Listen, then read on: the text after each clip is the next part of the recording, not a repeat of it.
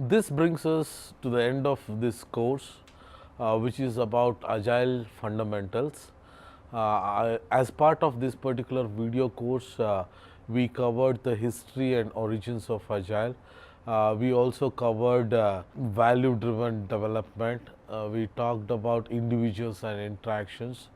We talked about customer and user involvement in software development. We talked about Scrum Framework, which is one of the process frameworks that can be used when you get started with agile ways of working.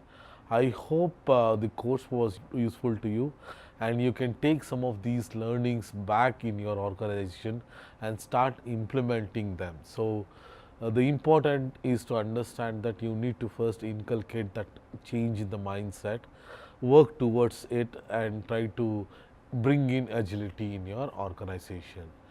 For further information on Scrum Framework, you can download the Scrum guide, which is available for free, and go through it to have a better understanding of the Scrum Framework, which will help you get started with agile ways of working. For further questions, you can connect with us in the discussion forums. We will help you out as far as possible in answering your queries. Thank you very much and try to be agile.